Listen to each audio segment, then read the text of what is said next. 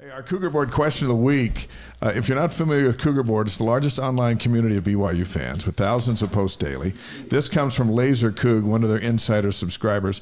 Thoughts on how long Mark Pope stays at BYU? I think this year has been his best coaching performance, and he'll be rumored in many coaching vacancies. Will BYU do what it takes to keep him?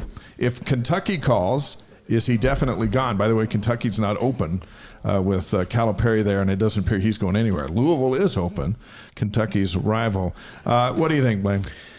So I have had a couple of conversations with Mark about this very thing, and Mark's very appreciative of what he has at BYU, about the fan base, the arena, the fact that they're a P5 program now. You know, they did get some increases for him and his assistants when they came into the Big 12. There's money there to support it. So I will say this, it will have to be a really, really attractive thing to get Mark to go.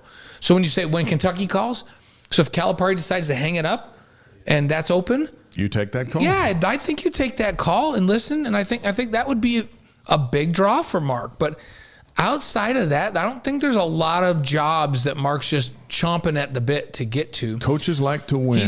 He's been really, I've had a couple of in-depth conversations with him about this, and he'll continually point out to me all the good things there are about this program, and feels like they can win here. Remember, he's got Colin Chandler coming back next year, and you know, Greg just talked about most of your team back. You have almost everybody back, even without Jax coming back. But what if Jackson comes back next year, and you keep most of this team intact, and you add Colin Chandler and winning makes life easier, yeah. and the jobs that are open because there wasn't enough winning.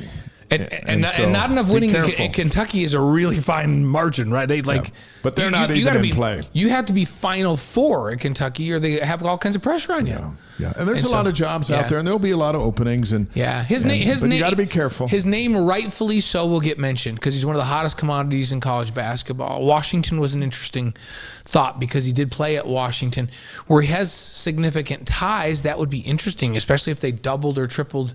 Yeah, I think after next season he becomes a hotter. He's even hotter because who wouldn't want to come back and coach that group next year? Right. I do. I want to. There's a really good chance you're going to look good. And believe me, and Mark says it a lot, but when I've talked with him, he's even emphasized it more, how many good things he has at BYU and how much he appreciates the fan base and what he has here. So I don't think he's in a hurry to go anywhere.